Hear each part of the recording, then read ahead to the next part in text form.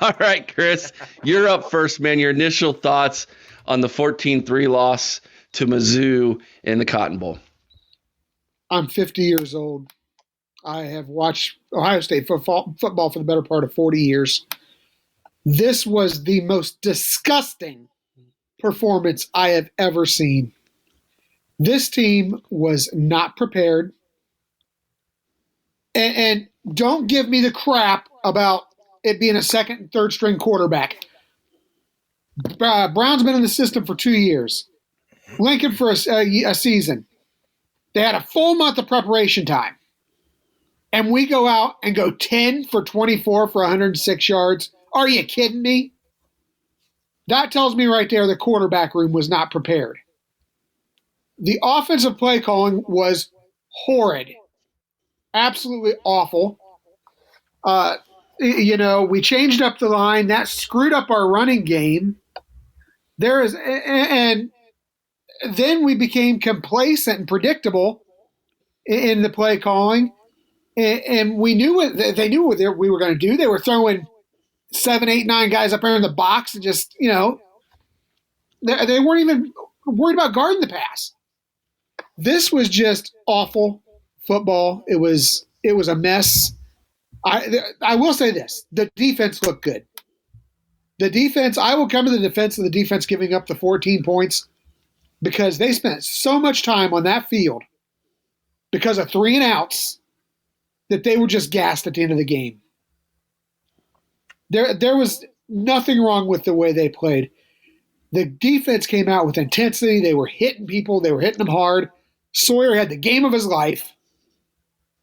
Denzel Burke looked awesome. Definitely boosted his draft stock. Josh Proctor, man, he was hitting anything that moved. They looked great. But the offense was a joke.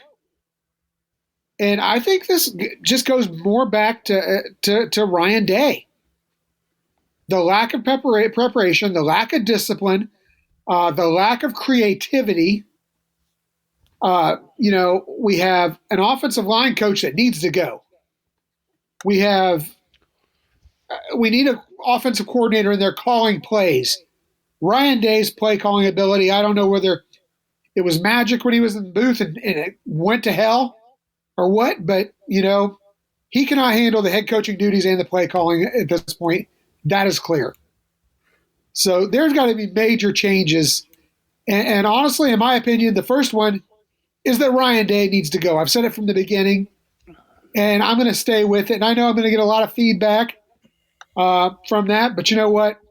He just is not an elite coach. He's just not. We talked about it before this game. He has no killer instinct. I don't know. I could go on for the entire hour like this. I'm going to cede my time to Aaron. Aaron, what do you got? I don't even know where to start. I can tell you none of my issue is aimed at the defense. They did their job. They did their job. Special teams, joke. Offense, and it's – I know you told me not to touch on this, so I won't get specific, Eric, but when you have coaches whose interests are expressed physically elsewhere, that's a problem. I don't care who he's related to. We'll talk about that in another video later this week. That's a problem. He needs to go. Justin Fry needs to go. I'm not going to say Day right now. I'm open to one more season. One more, and then he's gone. I don't care if he's only lost 7 or 8 games in 4 or 5 years. It's the Big Ten, all right? Let's face it. It's not the SEC. I think it's time that we just accept that. It is what it is. Ryan Day is not a killer. Urban Meyer was too much of a killer. There was no balance with Urban. But, you think about football, it's similar to war. Your brothers, you bond, you fight for each other. I didn't really see that. Yeah, Not I didn't on the see any offensive brotherhood. side of the ball. I didn't see that. Chris, the lack of preparation in the quarterback room was disgusting. The play calling was disgusting. Offensive line, And again, that'll be addressed in a video another day, I think. Maybe tonight. Depends on how Eric wants to go with this specific thing. But the reason behind the center not playing is not what Ryan Day said. So, and I understand he has to protect certain aspects of what he's doing. But, if you're going to just tell the truth, man. Just tell the truth. Quit lying about stuff. I'm disgusted from the top down with this program right now. And I know what the rest of the country is probably thinking, well, how could you be upset at 11-2? Well, we accomplished nothing. We beat up the Big Ten as usual. Okay, cool. That's whatever. We're glorified MAC at this point. Northwestern did their job, shockingly. But we did not. I don't know that Michigan's going to.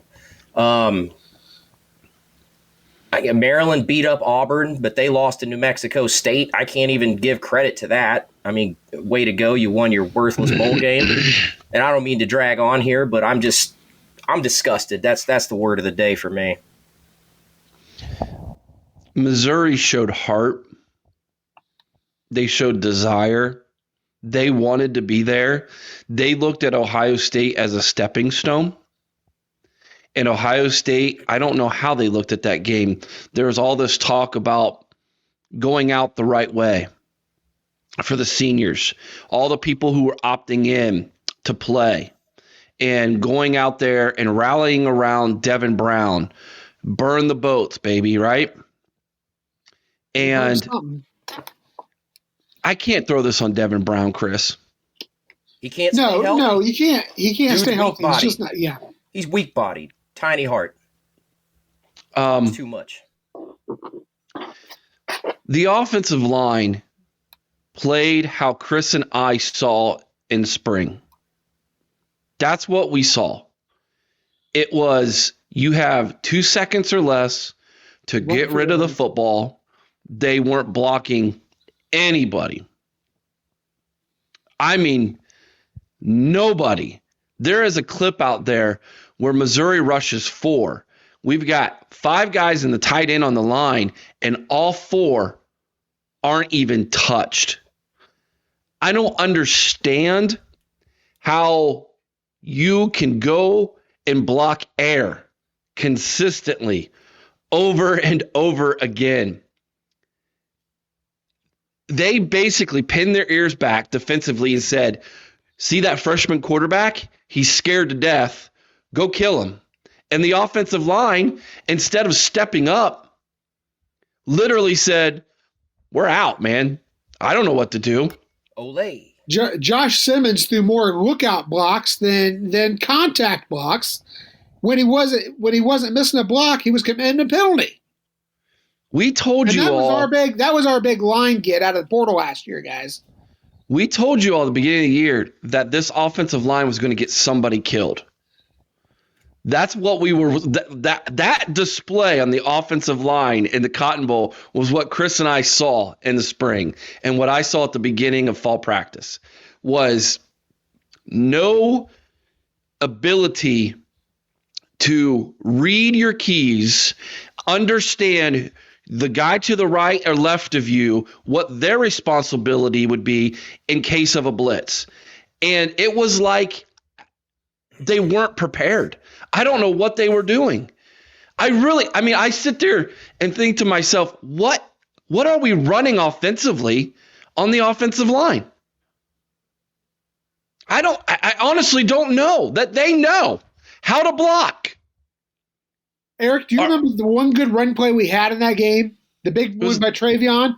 We had 6 offensive linemen and a defensive lineman in there blocking. Jumbo package, yeah. Yeah. That was the only play of significance, was that 20-yard play, really. This is a great comment. Demetrius Evans.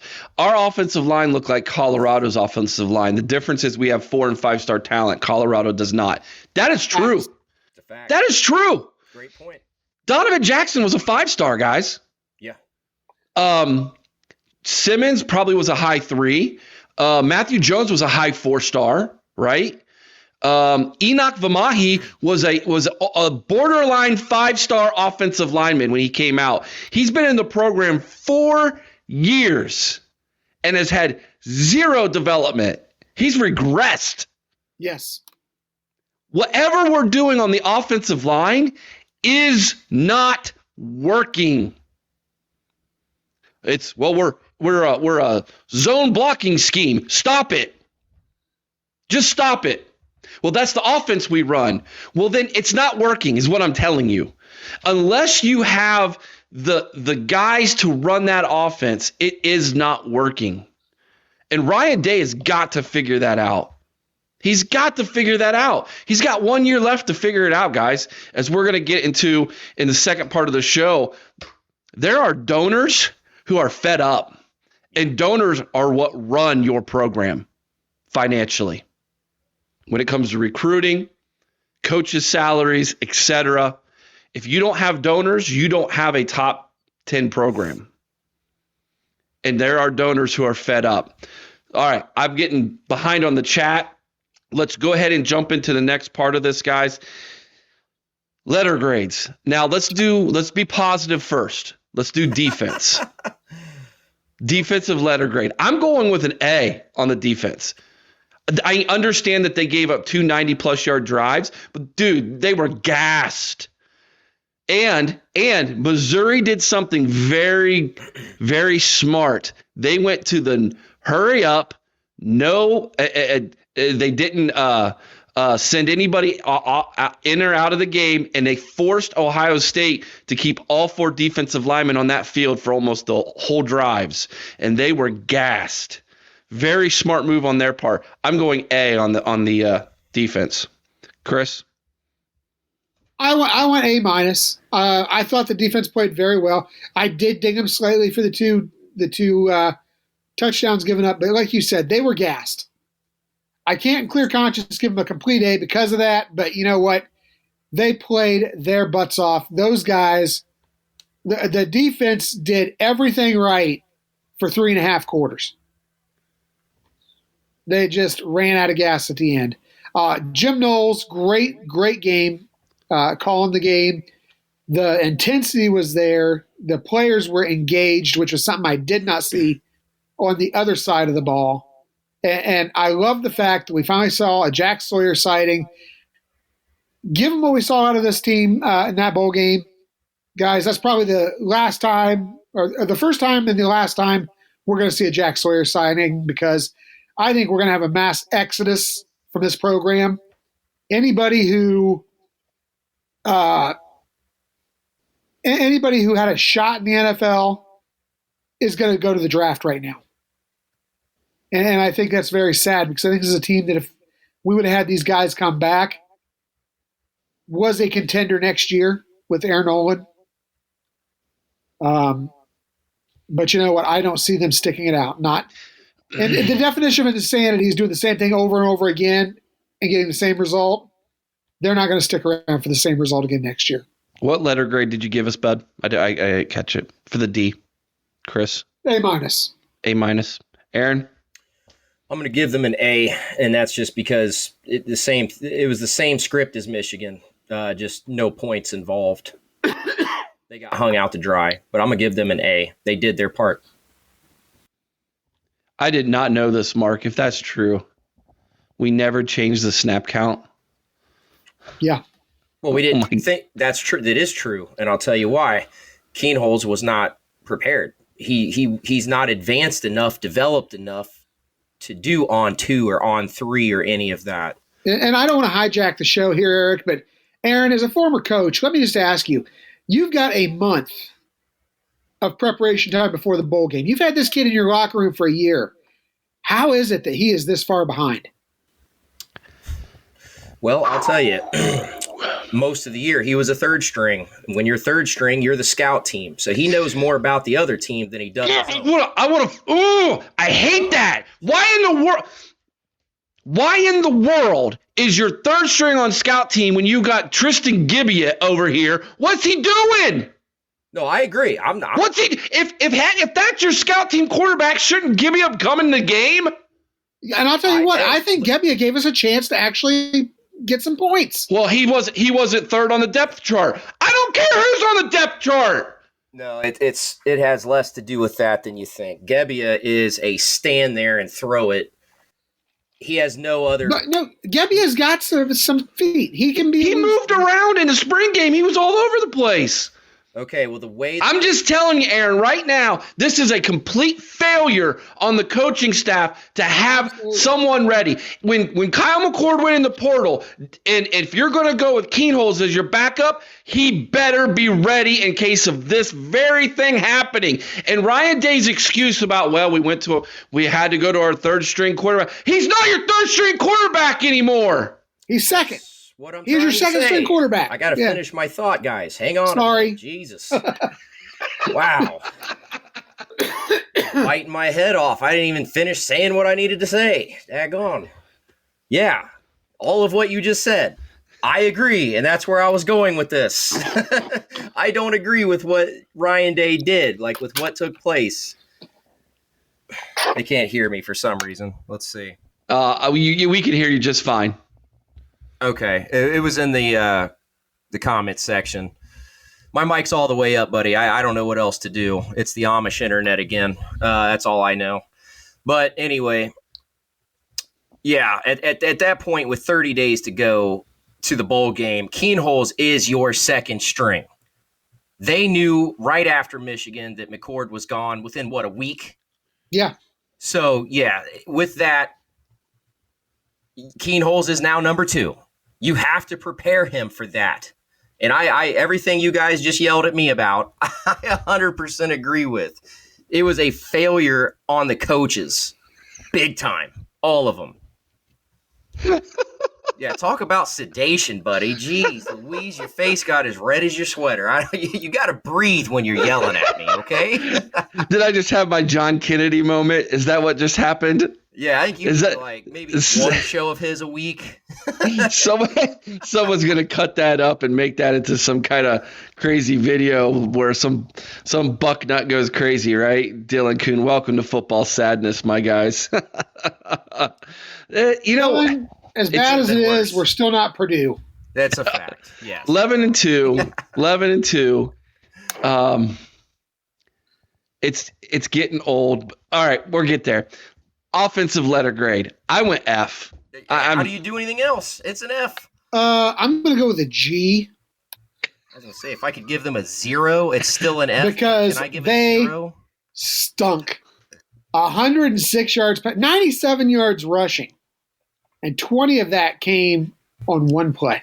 Okay, can we, maybe next time this happens, which I hope there's not, but if there is, can the defense just play both sides? Can we make that happen? Yeah, you know what? They might have done better. They had a whole hell of a lot more heart showing out there than what we saw out of the offense. That's what I'm saying. Xavier Johnson should have played quarterback. He gave us a better chance than anybody in the quarterback room.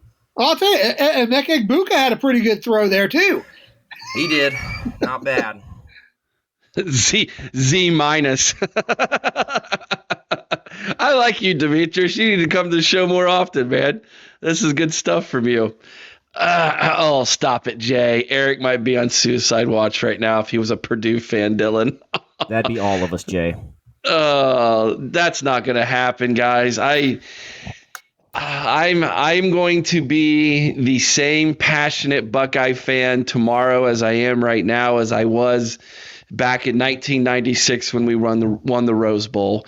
Nothing will ever change for me. Read Dylan, you put that one up. All right, go ahead. 11-2, and we're throwing a parade. 11-2, and we're signing Walters to a lifetime contract. 11-2, and I'd be incredibly happy. And you know what, Dylan? That's the difference between Ohio State and between Purdue. However, you're willing to be average. We're not. However, Purdue basketball is Ohio State football. You go on Purdue Twitter, and they are like us when it comes to football. And we are like them when it comes to basketball. We're kind of like, oh, we won? Wow, cool. Mark Swick says incomplete is his defensive letter grade. That's the best grade to give because, yeah, There was nothing good about that. Xavier Johnson and Cade Stover was the only players who showed any heart of offense. Yeah, Cade Stover yelling at the offensive line in the huddle on the timeout when they went backwards on the goal line 2 plays in a row.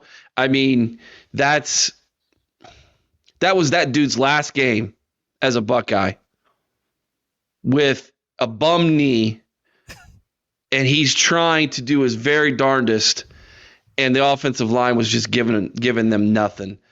All right. Big Mac Mary. Big Mac Mary. Yes.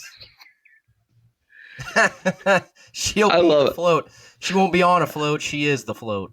That was however, lovely sweet singing voice from Big Mac Mary. Yes, absolutely. Yeah. Oh gosh, if you guys have you guys don't know what we're talking about, go back and watch our live show after we played Purdue, and you'll hear the story about Big Mac Mary and us 3 trying to squeeze in to little seats like this at Purdue's field. You're still in my seat, lady. Aaron, you don't get a comment because you gave us all a dirty look when Eric said we're fat. You're looking at us like, yeah, I gave you a dirty look because I had to stand like this for 4 hours. What do you mean? I was like trying to see the game. Couldn't see anything. Could have thrown you up there on Eric's shoulders. It'd have been all right. Yeah, when they do the Simba thing in the stadium, they just hold me up, like. Oh gosh, it's hate it here. All right. The offensive player of the game, Chris. No, I won't do it. I refuse to give out an offensive player of the game. They just sucked. It's that simple. They sucked. I refuse to give out an if I was going to give Dave, it'd be Xavier, but I refuse to give out an award. All right, Xavier, gotcha. Okay. I know. I said I refuse to give You said it. You said it. I said if you make me give one out, it would be Xavier. But no, they don't. Nobody deserves one. Aaron. Cade Stover for yelling at people. Cade Stover gets it for yelling at people, but we catch crap for yelling at him, Aaron or Eric. I mean, I could yell back. I'm going to go Emeka Egbuka just because. That beautiful pass?